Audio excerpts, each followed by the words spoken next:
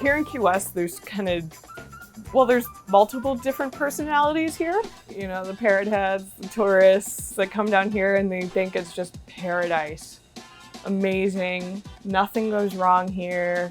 We have the snowbirds, they come down to the island only over the winter. And those people are kind of in a genre of their own. And then you've got the bubbas. I've just barely been here long enough to start learning about the bubbas and the shady side of Key West, things like that. I do know that they pretty well control everything. If you want to start a business here, the bubbas are pretty well going to run you out because you're stepping on their business. Basically, if you're born here, you're a bubba. Key West is one of them deals down here where 2,500 people that actually live here have to feed off about 4 million visitors that come through a year. It's all everybody trying to grab their part. It's not a, rising tide lifts all ships, or, looking down the road to see what's best for everybody down here to try to get going. It's just they're in there to grab their part. Oh, shit. Shut up, move along. Show them what you got. Show them what you got. You get more things. You get free things if you're a bubba, they'll hook you up. But if you're not from here, you're not in. You're not in the inn. It's weird. We're kind of running into that a little bit here, that everything we're trying to do, the people that have already got it up doing are definitely not sharing information on how to get customers on Aria or spread around how they're doing it. If that's their thing, okay. I can't explain it, but some people are just born for adventure. They hear the calling, and they're compelled to get off the couch and see what's around the corner or over that horizon. I'm going on this quest to prove that the heart of history's greatest explorers and adventurers is alive and well today. This is your invitation to escape from reality.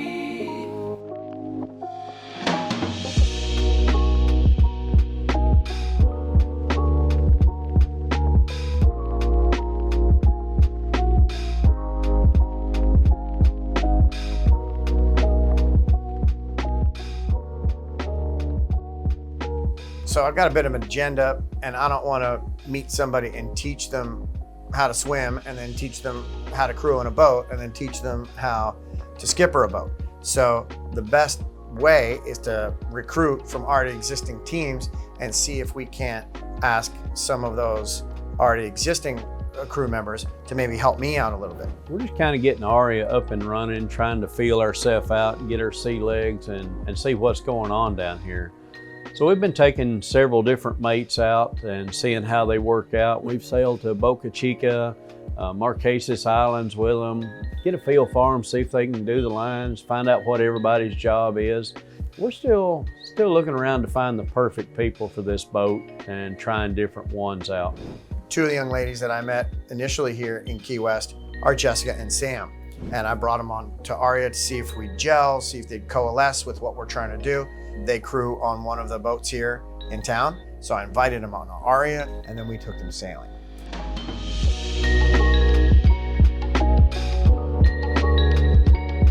We're gonna roll out past the point here, and we're gonna set the main, and we're gonna let Jessica and Sam learn how to do that by Captain Melissa. When we're setting the mainsail, one of the things I have to do as far as captain is keep the boat steady and straight with the wind. If they're trying to raise that sail and I've got the wind coming from either port or starboard, it's going to push that sail real hard into the lines up there and the stays and get it caught as it goes up. Plus it puts a lot of strain on the rigging when you're trying to lift it and the wind's trying to push it. But if you keep the boat pointed straight into the wind, that wind's just coming around the mast, keeping the sail kind of luffed where it'll flop a little bit, but there's no real pressure on the sail. So you've got to have just a little bit of engine speed, just enough what they call bear steerage. Bear steerage is when you get too slow to steer the boat. The rudders won't do any good. So it's great if you can keep it below that and drive it with the two engines. The catamaran has an engine on each side, so that makes it real easy. but I just have to keep it pointed as close dead into the wind as I can to make that easy for them to lift. So to set the mainsail on this boat, it's actually pretty easy. There's a few things you got to do first. So Perry just turned us into weather. What we're gonna do is we're gonna set this main. First off, there's a sail cover on it. Then you go up on the top deck and you take off the sail cover and you just stuff it down into one of the hatches. Perfect. What we gotta do, super simple, just take off all the sail ties. Next off, you take off all the sail ties and then stow those away so they're not all free and loose about the deck. Take the bitter end, as we like to call it, this part over here, and you've got your bight right here. That's what we call a loop, is a bight. And you bring the bitter end through the bight, and that's a cow hitch. And you just cow hitch those right there. Lift the main halyard up. Next, you gotta take off the halyard from the stanchion on the starboard side. So now that Jess slacked the halyard, we can take this off and put it onto the head of the sail over there.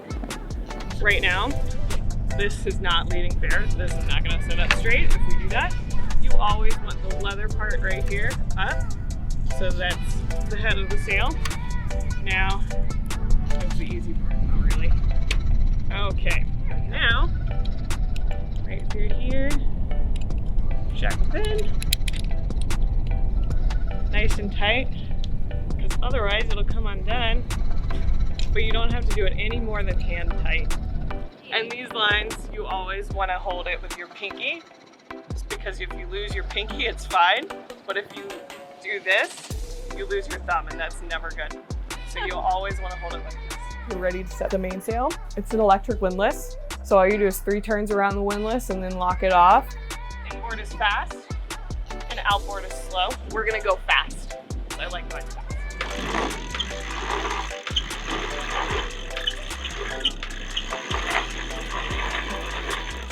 And while we're setting the main, or setting pretty much any sail, you always want to look up. And looking up means I can make sure that the sail is setting without getting caught or anything like that. And then put your foot on the button, and there you go. Setting the mainsail is really easy.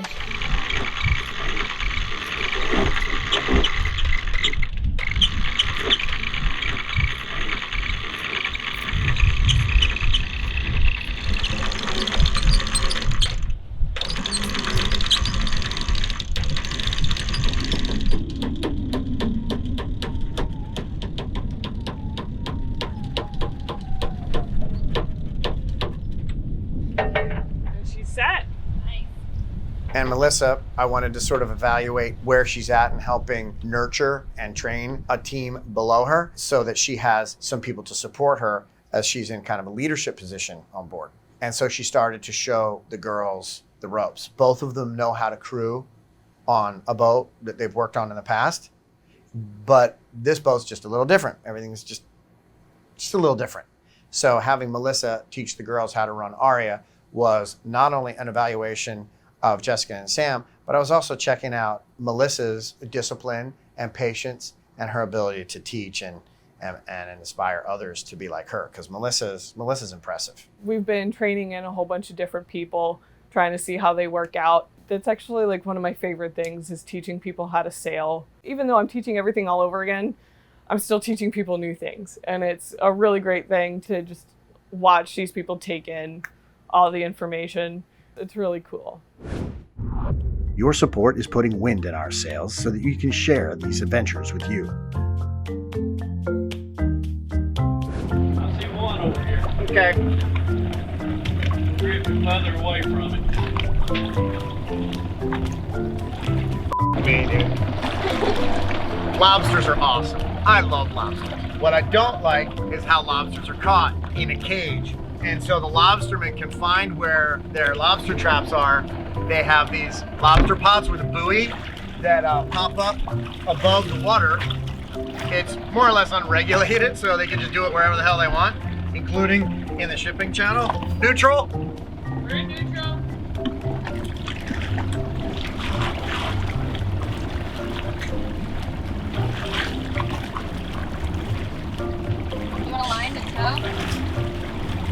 So those lobster traps have a line on them, and that line likes to get caught in our rudder. And I don't like that, so we have to check from time to time. Awesome. And we're away. So to set the jib, it's actually really easy. It's a roller furling jib, which is actually easier than a hanked on jib. It's electric, so put your foot on there and let it go, and it hauls itself out, and then that's how you set the jib. I'm never going to turn down the opportunity to go sailing and learn a little bit about what's offshore here. Now, the Keys are a tough little area to learn how to navigate because the ocean floor changes around here. The shoals and the shallow points all move around. You need to spend some time out there in the water and use the braille technique and bounce off the bottom a couple of times so you can learn where to go.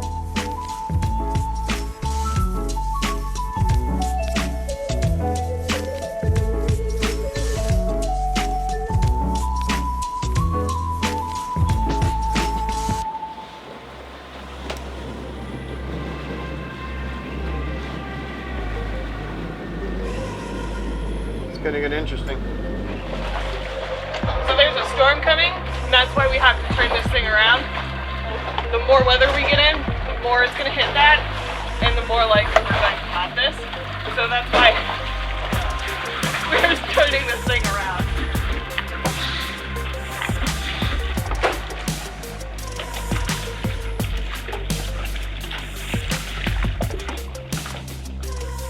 So now that the stern is over there, bow is here,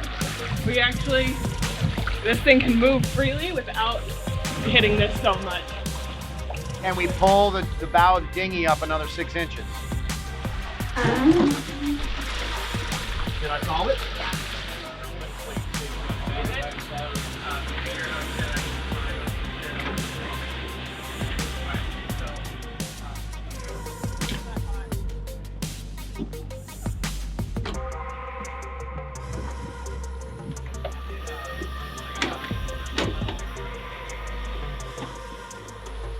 In a moment's notice, the weather can turn on a dime, and it really hones your situational awareness, because if you're not prepared, things can go badly very quickly. This is a waterspout, basically a tornado on the water. Waterspouts typically occur when cooler air masses mix with the warm water and humidity coming off of the tropical oceans. Key West is an incubator for waterspouts. We typically get these pop-up storms or little squalls, but on the edges of these squalls is where all the turbulence is. When that cold water mixes with the warm air and warm water, a vortex occurs. It starts swirling around and you get a little funnel cloud. Once that funnel cloud touches the water, it starts to suck all the seawater right up into its vortex like a vacuum, and it's like the finger of God coming down from the sky and touching the water. So in between us and safely navigating Aria home, we had 2 massive waterspouts blocking our safe return to Key West. The cool thing about waterspouts is they don't last for very long. On average, they last somewhere between 5 and 20 minutes, and then they just dissipate, and then it just turns into a regular thunderstorm. And then, as fast as the weather went crazy, it all dissipated, and then it was blue skies and a little bit of a wavy return home to Key West. Give me a little slack here. Give me a little slack, Sam. A little more. Slack. That's the other way. I heard pull. Okay. You. Really? Yeah. Oh my God. Have you ever tasted Merc? It tastes much better with olive oil. Perry being as helpful as ever, it's always good to have the elder statesman on board, making sure that, he's even looking over my shoulder to make sure I'm not screwing things up. And he's always checking systems for me. And then, thankfully, Perry was there, do some gravity research for me, and make sure that gravity was working functionally on the stern above. I think that was done on purpose. I got in the dinghy to spin it around so we could put the engine on, and I really think Brad sped the boat up. This thing being a catamaran, got a hull on each side and an opening in the middle. Well, the dinghy hangs off the davits in the back, so we had to let it down while we were at 0 wind, just sitting there spun it around so we could put the outboard on there and was getting ready to do that. Looking back, I think Brad had a grin on his face because he knew that wasn't going to work out real good. So as the water's coming under the boat and the boat's moving along, obviously it, quickly turned into too much water to do that. So Brad told me to go ahead and step back on the boat. I don't think it's going to work. Now here, just step off and we can drag this. Before I could do that, one side of the boat dips down in the water and pretty well swamped the dinghy and throwed me off in the water. And I thought right then, they could either come back and get me and talk about how we rescued Perry, or this could turn into one of those situations where, we looked and just couldn't find him. And you got to be spontaneous. If someone loses their sunglasses or a hat flies off, you got to have a man overboard drill. This time, we had a man overboard.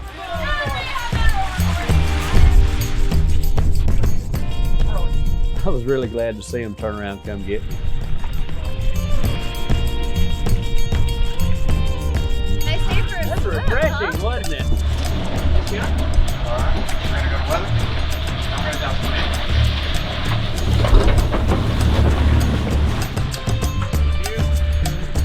Got it.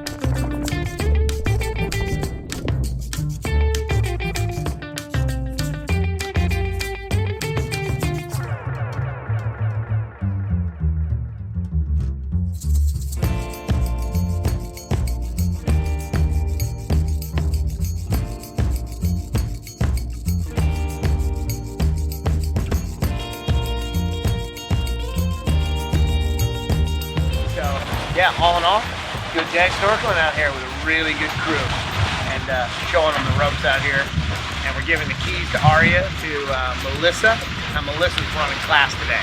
So all in all, good day on the boat.